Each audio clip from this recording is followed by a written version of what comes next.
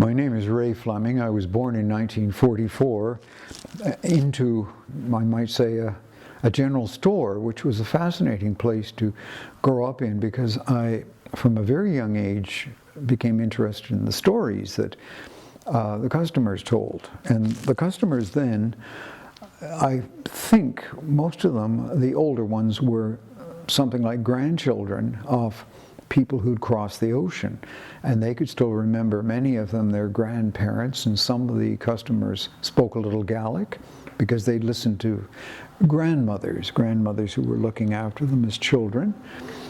And one man I remember who lived near Glenarm even learned to understand Gaelic because that was the language of gossip. So J.D. Macmillan could transmit stories that may have come over from Scotland, the Highlands and the Western Isles.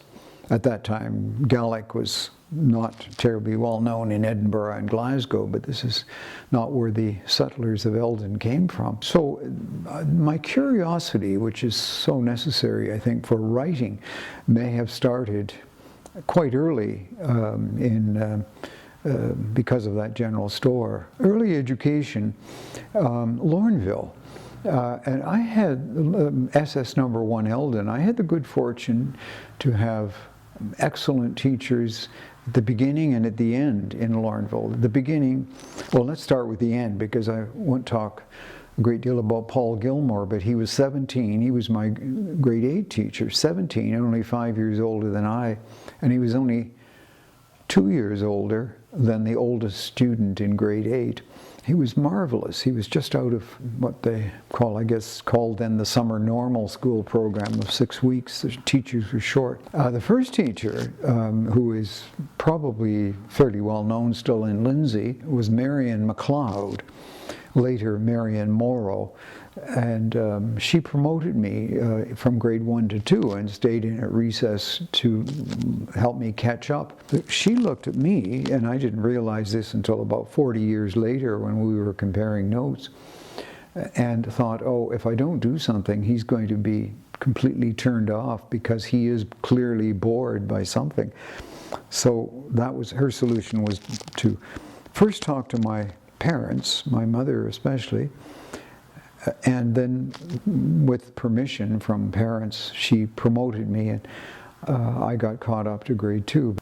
Then she, after 1 year at Lornville School, she made the terrible decision of marrying Bill Morrow, and she had to change schools because there wasn't transportation, public transportation to Lornville School, but there was to a school farther south. It was private. It wasn't public transportation, it was private, Deneur bus. So we lost Miss MacLeod, and I don't think I ever forgave Bill Morrow because he was the reason we lost Miss MacLeod. How did I get into writing? Well, I suppose a practical reason was that I couldn't find a permanent job teaching in universities. I came with a PhD in 1988, exactly at a time when history departments and probably other departments in universities across Canada were increasing the number of women PhDs and adding them to their teaching staff because the old historians had promoted their own sex.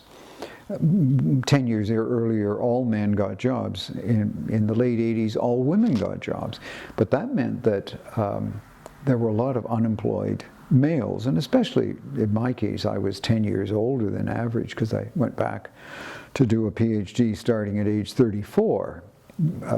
Doesn't seem old to me now, but so eventually my male peers, most of them got jobs, but they spent years and years teaching, 1 year here and 1 year there, traveling from Toronto to Waterloo or flying to Winnipeg, but your lecture notes had to be changed every year. I mean, it was a bother. I taught in 4 different universities, and finally just said, I'm never going to get a job. So that's why I turned to writing, and the first thing I did was Eldon Connections, which you can see bears no note of scholarship. I mean, I didn't have a PhD then, but the first thing I did was convert my thesis into a book, and the difference between my thesis, you don't want to read my thesis. It's too long and too academic, but it had to be to pass the defense board at University of Saskatchewan. Convert that into a readable book, and UBC published it, and so that was really how it wasn't that I sort of chose writing, it was because it was sort of thrust upon me. But I probably have the right personality for writing because I like to work by myself. So, old Eldon. Well, as I started off by saying, all these stories that still swirl around in my head, I think I'm still pretty accurate on them. I'm blessed with a good memory that at age 75 is still pretty good. The only problem is as you get into your mid-70s, at least in my case, it might take a little longer for those stories to appear in my memory bank, and especially after the illness I had last spring and summer, where my short-term memory has been slightly compromised. But that's not a problem. It's the long-term memory that remains first rate, unless I'm fooling myself. I don't agree with all this fake memory stuff. All our memories in some ways are fake. We just have to check them a little bit, and I don't think there is anything as a 100% accurate memory. But my parents both had that kind of memory too, so I think my father could remember things that happened to him decades before he died, and my mother too, until she got really sick with cancer. Any other stories? Well, Sandy Bowie, for instance, who was the peddler and storekeeper in Argyle on the site of the house where I live now, on the southeast corner of the only intersection. It was a big log house which was torn down to build the house that I live in 1919. In the basement there is a stone that probably was built, this is a guess, for that big log general store. And in one of the stones, there's a date, 1893. So there had to be this was the log, I'm assuming it was the log store and house of Sandy Bowie, who once a week closed down the store and went about up and down the concession lines of Eldon Township. I'm sure he went to the Macquaries north of Argyle, and his line was always the same.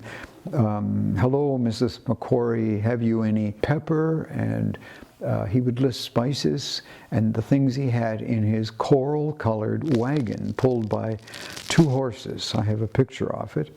And a McEachran from east of Argyle, one of my favorite people, Mac McEachran. He remembered, he had another very good memory, and as a child, Sandy Bowie coming up the driveway at the McEachran house, about 1.5 kilometers east of Argyle. Mac and his brother Dougal McEachran would be waiting, and they'd shout at him, "Cheap knife, Sandy Bowie," because their mother said, "No, we can't afford a knife," and the kids got her down to a cheap knife, so they wanted to know if Sandy Bowie could sell their mother a cheap knife, a jackknife, I think they meant. So Sandy Bowie then would sell people like Mrs. McEachran spices and bolts of cloth and supplement what they might be able to buy if the husband drove them down to the store in Argyle, to his store, or the one across the road, because there was an overlap. The store that my parents ran was built sometime in the early 1880s. In 1937, when my parents bought that store that they were in, or that my mother finally sold in 1984, it was almost empty. It was depression, and people didn't have money to buy, and the storekeeper then was not willing to offer credit, and therefore the customers bought very little. They bought just what they needed and would often exchange farm produce like eggs. I have a bill. The bill shows the exchange of, I think it was 12 eggs, and so there wouldn't be much cash flow in a lot of cases. But it meant that business was slow because you had to depend on this exchange, And when my parents bought it, the store in 1937, June of 37, for $3,000, thanks to my grandfather who lent them the money. He was a storekeeper in Eldon Station. My father apparently said, I'm going to stock this store. This is silly not having goods. So, of course, the one thing he started into was tires, which most general stores didn't sell. But during the war, which started 2 years later, Canada immediately was under rationing rules because Canada entered the war, I think, a week after it was declared. And one thing that was rationed was tires. So my father started the tire business. I think it was started a bit before. And it grew and grew and grew because the Americans they weren't rationed, and they sold tires. And they developed a smuggling network that was kept secret. I didn't know about it until after my father died, but there were merchants who would go down to Oshawa with trucks. In fact, my parents called their truck, and I don't know whether it was the one that went down to Oshawa, they called it Sandy Buoy. They'd go down to Oshawa, and I suspect that one of my father's uncles, who was a very good businessman, small businessman, arranged the transport. I think probably Americans were in on this. Oshawa had enough port facilities. My great uncle lived in Oshawa, but somehow there was an exchange, and then the trucks would come north with goods that they could not buy wholesale in Canada, and no matter where they went. So my father could get all the tires he wanted, and during the war, tires and spices, that was the other thing that was, my mother still had a great big jar of pepper that was from that period. Eventually, my father had the tendency to buy too much because he wanted to have everything. He had a collection of tires, Goodyear. They would give him bonuses because he bought so much from them. And outside, the trade items, the used tires that he would sell to farmers who couldn't afford new tires, 25 cents to $1, or maybe $10 if they were really good used tires. The ball tires were sold for farm wagons, 25 cents each. And one year, my first year of teaching in high school, I made something like $6,500, and we counted up the money, the change, and the dollar bills and the $5 bills in this jar that my father kept from the used tire sales, and it was slightly more than what I made in my first year of teaching. It was about $7,000. And I realized then that those used tires that other people sort of disparaged were money makers. So the business took off because my father was willing to take chances. Of course, I even have children of cottagers. Jim Clancy is an example. I see him when he comes in to exercise, see him in the change room, and he remembers those tires. He's 63 now, I guess. And as a child, he and his brothers, with their parents, had a cottage on what we call the drowned land, now called Canal Lake up, I guess it's between Kirkfield and Bolsover, because it was part of the canal construction when the Kirkfield lift law canal, the others were put in, the water level rose as it did in Lindsay and points south in the 1820s and 30s.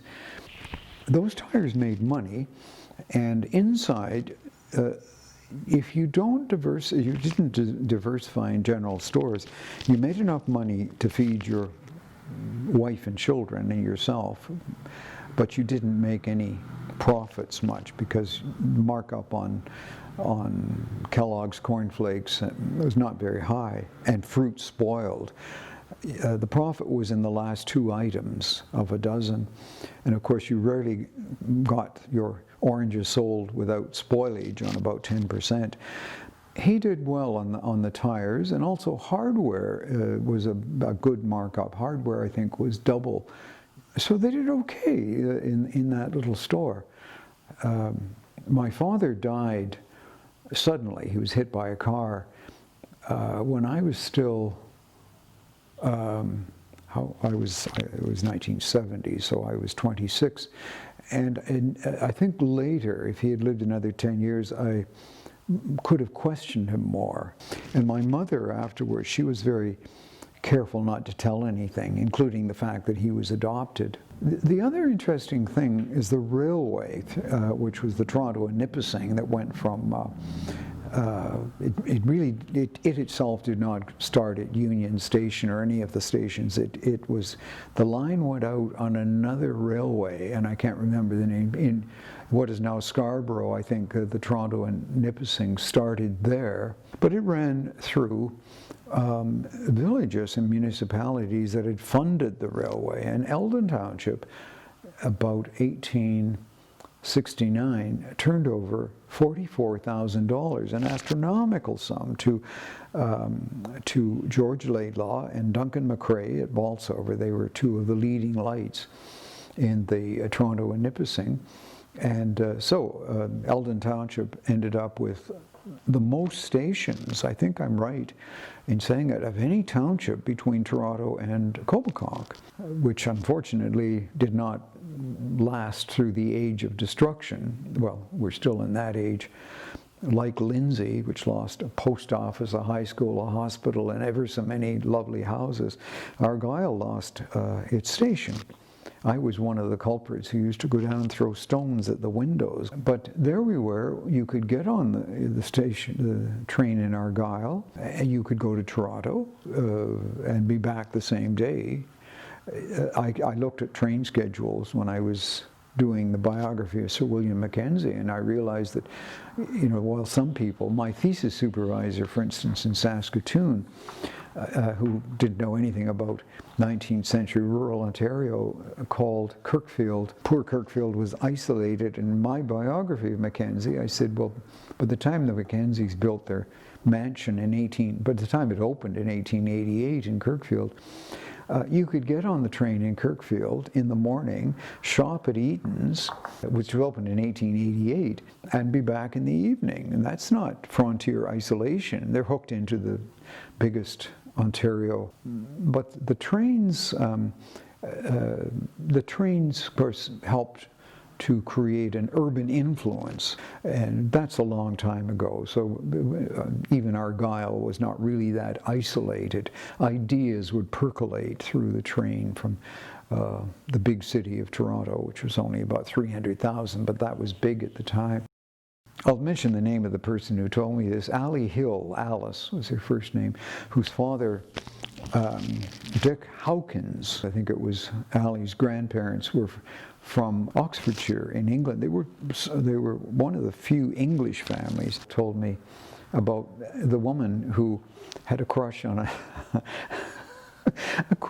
I think it was one of the engineers and maybe one of the conductors on the mixed train carrying both passengers and goods that ran on, I think it was the Toronto and Nipissing, because the Hawkins farm was somewhere on that line. And this woman, whom I knew years later, was quite a flirt, and apparently everybody knew that there were trysts going on the mixed train.